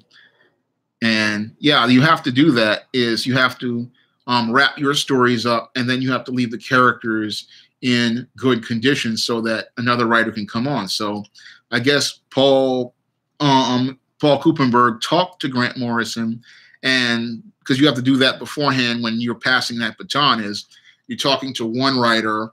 One writer will talk to the other writer, and then he will tell the other writer, well, this is what I want to do with this character. And as they're talking about what they want to do, they're going to one guy will wrap up his stories, and then the other writer can then pick up from there. So that is part of it. And once it's clear, like Supremo was saying, he can then tell his stories and the characters he wants to use for the run. And everything is in good shape so that he can then continue on. And then they can use those characters later on. But what you have with the SJWs and a lot of these bad writers is they kill characters, they kill supporting cast members, and that prevents another writer from coming in and being able to clean up, and that they can't get started. They can't get started immediately because you slowed them down. What happens is that writer, when they want to use 4 or 5 characters, and then he finds out you've killed them all off, and then he has to spend 6-7 months bringing those characters back. And that slows his momentum, and it also hurts his sales because he cannot get right into his story. He might have a story where he wants to use a certain bad guy, or he wants to use a certain supporting cast member, and he can't do that because the other writer came in and killed off all those people. But now he has to come in, and in order for him to use them, he has to find a way to bring them back instead of him just going right to his story. I'm reading through more of the comments in the chat.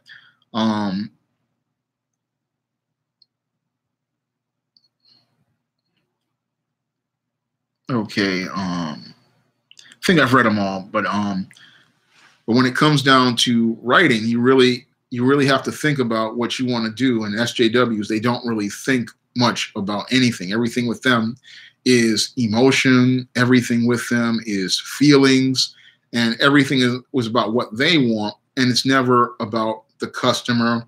It's never about the product. And sadly, again, the editors enable this, and the reason why these editors enable this is because a lot of these people, they don't have any background in publishing, and I desperately believe that we need to get some people from trade publishing into comics. And if we got some people from trade publishing into comics, we would see the quality of a lot of comics improve, because in trade publishing, there are standards for the books that are produced. There are standards as related to the marketing of books, and there are standards for what type of stories are told. So usually when you go into trade publishing, they're going to let you know that this book has to meet a certain standard. I mean, for example, if you're a publisher of romance novels, you're going to only want to publish a certain type of story because that's your core audience. And the stories have to meet a certain standard as related to plots, as related to character development, and as related to the type of stories you want to tell. You just can't come in here and just tell any sort of romance story. It has to meet the standard that the reader is looking for. And even in action and adventure stories, or even nonfiction, a publishing house wants to make sure that the books meet a standard as related to the mission of the imprint. For example, with SJS Direct, my mission is mostly positive stories about the African American experience and diversifying stories as related to the African American experience. And with my nonfiction, I primarily focus on men's issues. So if I'm doing books, they're going to meet those three missions, and the core audience that I'm looking for, they're going to be usually primarily African American, but I've had readers from all over the world buying my books because they meet a certain standard, and they also meet a certain style. And that's another thing that a lot of SJW books have a problem with, is there's no house style. I mean, I look at Kamala Khan, Ms. Marvel, and it does not fit artistically with other Marvel books. And I look at other Marvel books like Runaways, and it doesn't fit artistically with the other books. So I'm looking at the books from a creative standpoint, from the artistic level, and there's no house style. And when there's no house style, there is no consistency to the books. And that's a big problem with a lot of Marvel books, and it's a big problem with a lot of DC books, is that there is no house style. And that house style is something that you need, because if all the art is consistent and all the characters are consistent, I don't even have Hulu, unfortunately, Supremo, but I've read of the Runaways, and the art style, it's just a turnoff. Like Kamala Khan, Ms. Marvel's art style is a turnoff because it just doesn't fit with the other books. Now, back in the days of DC and all the old school Marvel, all the characters all had a house style, and all the designs had a house style. And it looks like DC is getting ready to walk away from house style because they fired their art director.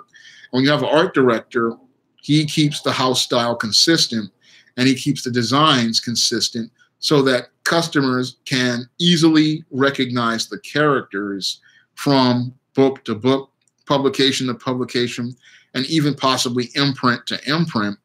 And the reason why that's done is because you want that brand recognition, so that when somebody picks up a book, they can say, oh, that's that character, and easily and almost quickly identify with them.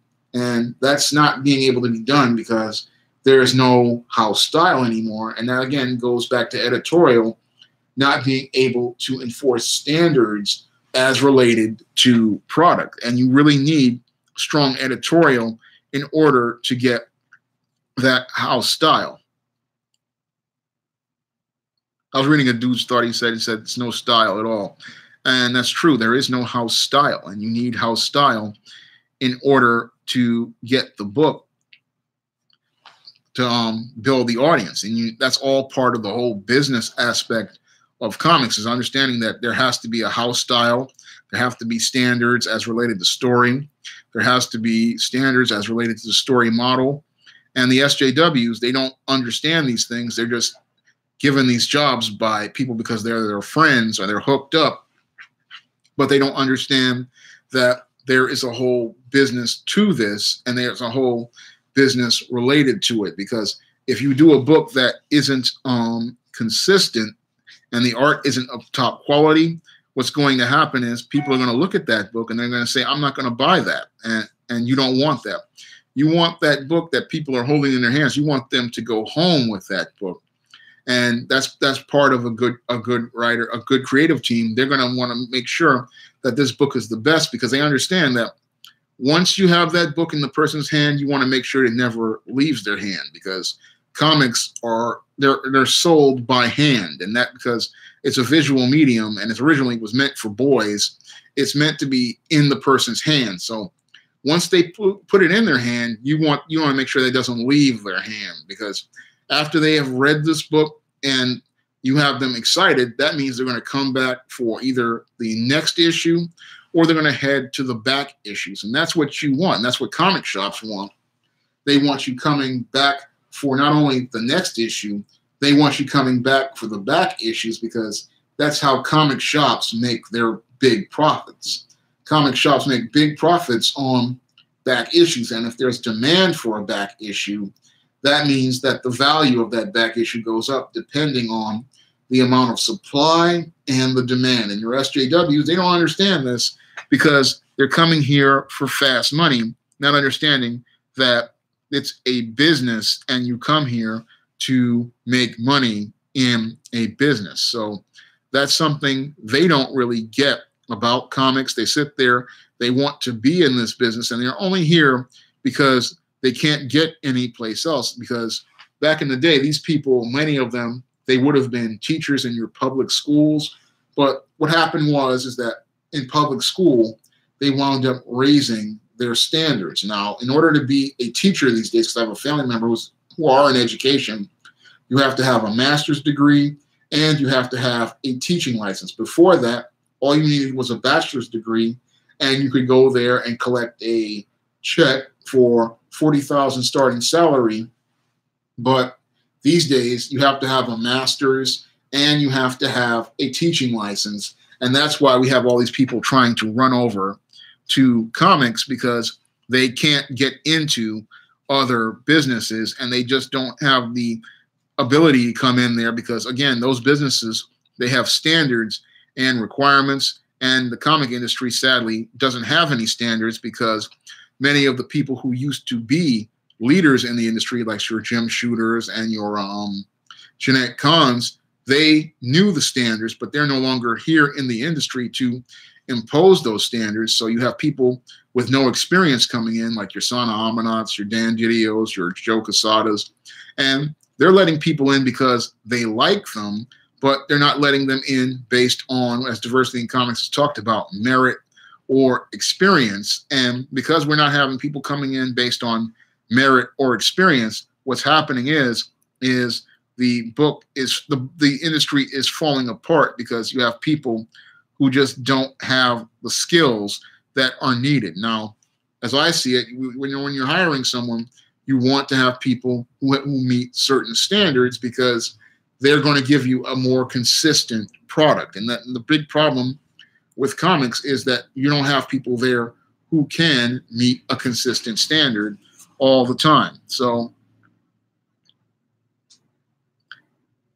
I think the dude started just talking about the Frank Cho situation, because Frank Cho, he wanted to do a cover, and then they wound up with Wonder Woman, and they wound up cutting something out of it, and that's why he left. I think that's what he's talking about, because Frank Cho Frank Cho is known for making these very attractive and voluptuous women, and he did this cover, and they wound up editing his cover, and he wound up leaving. And I think that's what happened is. Yeah, I have to agree with you, D. Woodward.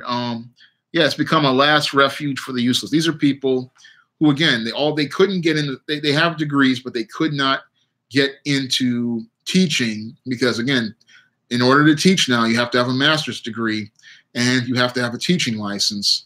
So they're coming into comics, and they want to turn comics into the new teaching, and they want to be able to collect a check.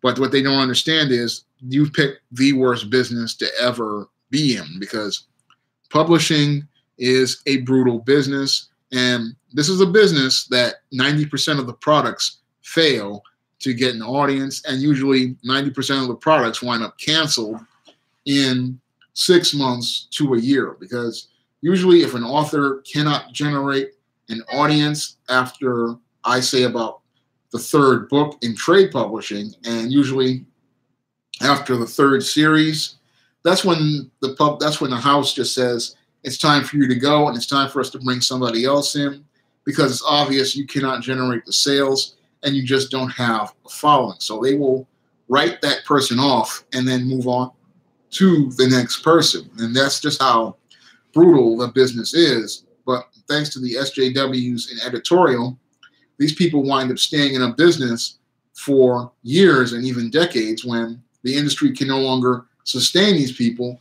who have proven that they just can't sell books.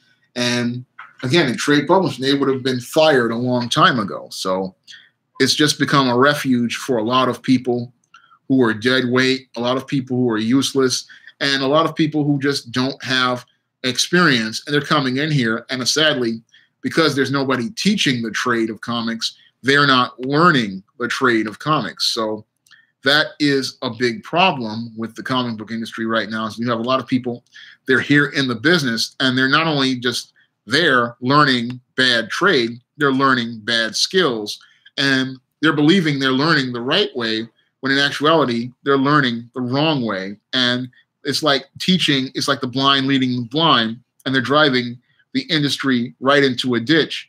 And right now they're starting to coming into the MCU with movies like Spider-Man Far From Home, and they're starting to get ready to drive that industry into the ditch as well. Because when I look at Spider-Man Far From Home, that movie looks nothing like the Spider-Man in the comics, and it looks more like Agent Cody Banks or Spy Kids, and it doesn't capture the spirit of the character that many people knew. Now, I look at that and I say, this is how it impacts overall other industries, because comic stories are what people use to adapt movies from. And if you have bad storytellers who do comics, then you're going to get eventually bad movies, because that's where they get their ideas for the source material from. So when you have a bad writer who writes bad stories and they make bad comics, they then make bad movies based on the bad stories, and they don't see how they impact each other. And Disney, the overall executives at Disney and Warner Brothers, they're not seeing how this trickles down. But I can see how it trickles down, because I understand entertainment, I understand trade publishing, and I understand the business. So in order to get good movies, you need good stories. And in order to get good stories, you need to train and prepare good writers. And that's something that's not being done, because a lot of these SJWs, they're coming in, they believe that they can just do whatever they want, and there's no editor there to check them. And you need a strong editor there to check people, because it's the editor's job to be the voice of reason for the audience, and their job is to advocate for the audience, because their job is to not only make sure that the books are coming out good for the audience, but they're also there to be a steward over the brand. And people like your Sana Amanat, your Dan Didio's, and your Joe Quesada's, they are not good stewards over the brand. They're not good stewards over the catalog. And they're not protecting the brand from creator excesses, which has been a big problem since the 1990s. There's never really been anybody there to protect against creator excesses, because it's those creator excesses that have led to people doing things like creating a Riri Williams and then putting her in the Iron Man book as the center character, or going out here and trying to make Carol Danvers into Captain Marvel and trying to make this character a flagship character, when the character is pretty much proven that she can't sell. I mean, after four or five reboots, that's when a seasoned publishing house is going to say, look, we need to put a period at the end of this. This character just isn't selling, and we need to move on to new characters and possibly push one of the characters that actually can build and maintain a following. I mean, I look at that whole Captain Marvel situation and Ms. Marvel situation, and that's a completely mismanaged property. I mean, when you have a book that has been rebooted 5 times, that's something that tells me as a publisher that this is failing, because it's not generating sales and we're just throwing good money after bad. A smart publisher would have cut it at the second reboot and said, look, it's just time to me to admit that this is a failure and you have to move on. This is something I had to do with a book that was actually selling for a while. It was called All About Nikki, the fabulous first season. Now, I did a second season book and the sneak preview did okay, but when I launched the book, I lost too much time, and I had to accept that the book wasn't selling and I had to move on. I had to discontinue it and then just leave it up as a print on demand and an ebook, but I had to admit that it was a failure and I had to move on. And that's something any creator has to do and any publisher has to do, is they have to admit when something isn't working, and they have to admit that it's just time to move on, because to invest more time and resources into something that doesn't work, it's just a waste of resources. It's good money after bad. When I look at Kamala Khan and Captain Marvel, that's a textbook example of throwing good money after bad, because it's clear to me that there is no audience for this book and that there is no audience interest in this book, because when you have a book that's getting 11,000 or 8,000 orders,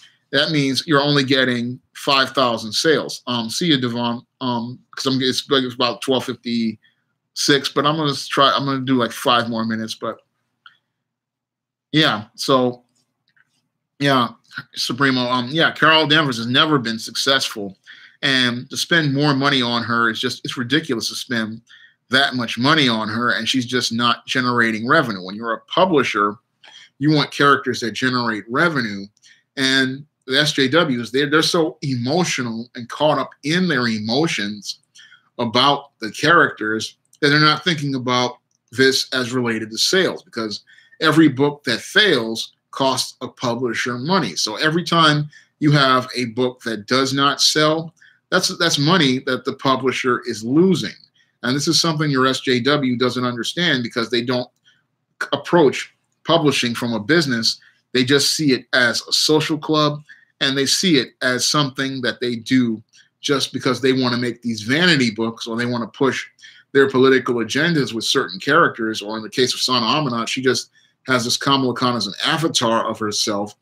But at the end of the day, you want to be able to generate sales on these books, and you want to be able to generate readers, build readerships for these books, because that's how they make money on the book. So you want to make money, but the SJW, they're just so caught up in their emotions and their ideas that they're not thinking about the big picture as related to the product. And they're not understanding that comic books are a product, and that they are a commercial product. And it's a commercial product that you're creating in order to sell to readers. And this is something they don't really understand, because when I look at the books they produce, again, I looked at Naomi and I said, who is this for? What audience are you targeting? Yes, Brian Michael Bendis wants to make a book because he has adopted Black children, but that doesn't sell. And that's why your editor comes in and says, yeah, that's a nice idea, but that's not something that is going to sell, because we're DC Comics. We are superheroes. We are not people in the background, and we don't write books about characters in the background. We write books about people with powers and who are having fantastic adventures.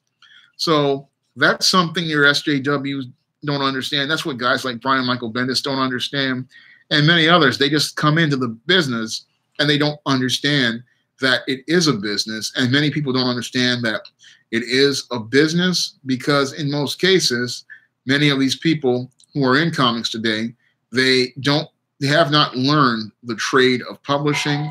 They have not learned about the craft of writing. They have not learned about the craft of art. And that's why there's so many problems with these SJWs in comics, is that they think that they're professional because they have their name on a credit. But the whole thing is they have not learned the skills that go behind that credit. And that's why many of the books they produce are some of the worst in this industry. And they want to try to do knockoffs and stuff like that. But at the end of the day, what happens is they make books that are just not of quality. And because they don't make books that are of quality, that's why the sales are at an all-time low these days, and why people spend more time roasting comics instead of spreading the word of mouth about them and trying to build that audience that will get them new readers overall. I'm going to wrap up this live stream right now. I may do another one. I'm going to do another one tomorrow. I'm going to talk about this Black Panther Oscar nomination, because I really want to get into that. So I'll be back at 11 o'clock tomorrow to talk about that. And if you want to try some of my SJS Direct publications, like the ISIS series, the E-Steam series, the John Haynes series, and the Spinsterella trilogy, you may do so. I'm going to try to leave a link to those to Amazon.com in the description box, and you can find all of the books there. I'm going to leave that link in a minute.